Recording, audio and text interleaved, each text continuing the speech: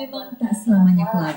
Jika pada pekan lalu wajah Rano Karno masih tidak simetris yang disebabkan oleh sindrom Bell's palsy, pada hari Kamis kemarin wajahnya sudah terlihat jauh lebih normal.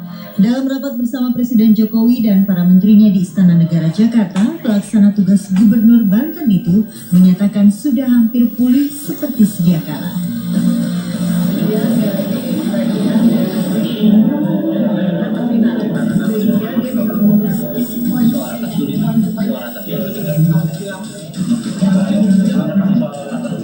Ya, alhamdulillah, mungkin saya merasa sudah 90% kembali. Mungkin kalau seminggu lalu kawan-kawan lihat akan terkejut. Insya Allah setiap hari saya harus terapi, setiap hari. Jadi memang bisa akupuntur, kemudian ada yang namanya faradisasi, ya wajah kita dipanasin, kemudian di elektrik, kayak disetrum gitu kan. Kemudian juga, jadi saya sering-sering hari ini faradisasi, besok akupuntur, besoknya lagi pijit saraf. Ada juga saya coba pijit saraf. Nah, memang penyakit ini hanya bisa disembuhkan dengan terapi. Tapi penyakit ini dipastikan penyakit yang bisa sembuh. Pasti sembuh. Bisa sebulan atau bisa 3 bulan tergantung kondisi. Tapi dokter meyakini kalau Bell's palsy seperti saya pasti sembuh.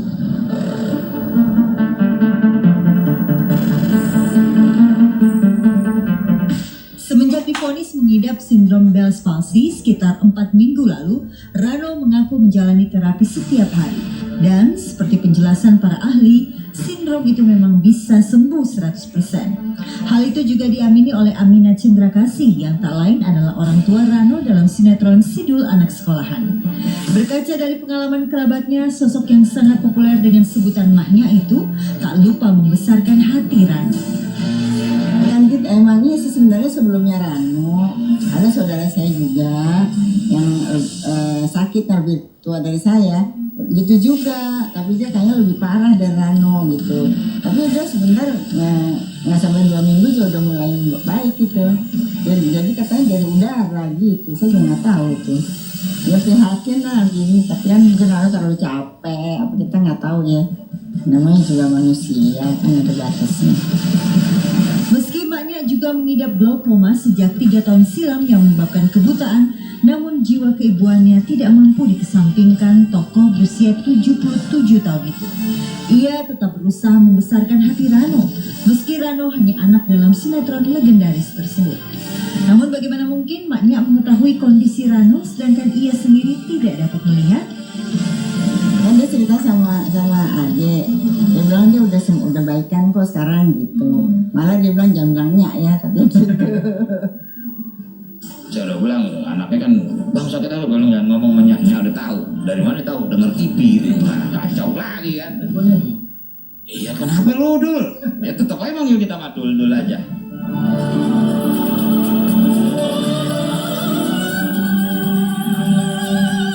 Tidak hanya Rano yang sedang bermasalah dengan kesehatannya, Suti yang merupakan adik kandung Rano dan turut bermain dalam sinetron Sidul Anak Sekolahan pun baru saja menjalani operasi pemasangan ring di jantungnya. Kondisi itu membuat maknya prihatin. Walau bagi Rano sendiri, kondisi Suti adalah warisan genetis dari orang tua mereka.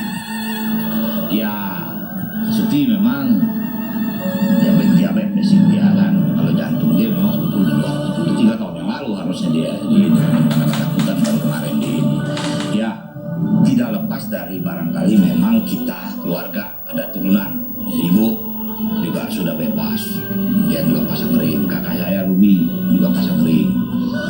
Sampai kayaknya Suti pasang ring. Ya memang kalau jantung itu kata menurut dokter juga tidak lepas dari genetik. Dia sering waris sih. Iya, Suti sering. Yang dia bilang waktu dia itu habis operasinya katanya gitu. Selain Rano dan Suti yang bermasalah dengan kesehatannya, tokoh lain dalam sinetron Sidul Anak Sekolahan yang sedang bermasalah adalah Mandra Naih. Sejak menjadi tersangka dalam dugaan kasus korupsi TVRI, proses hukum Mandra terus bergulir. Kamis kemarin Mandra terlihat mendatangi Bareskrim Polri untuk melaporkan pemalsuan surat dan tanda tangan. Kasus hukum yang membelit sang adik dalam sinetron Sidul itu jelas membuat maknya semakin prihatin. Iya tuh katanya ya percaya nggak sih? Saya sih nggak percaya deh. Kalau Mandra tuh nggak percaya deh. Kenapa sih nggak sih? Ya orang dia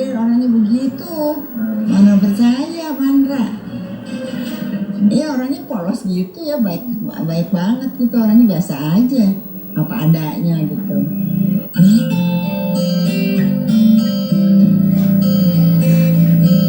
Mendung memang masih menaungi keluarga Sidul. Selain kondisi matanya yang tidak kunjung pulih, maknya jelas mengkhawatirkan kondisi kesehatan kedua anaknya, Rano dan Suti. Selain itu, ia pun masih harus memikirkan kondisi adiknya yang terlibat dalam masalah hukum. Ya kita prihatin aja ya.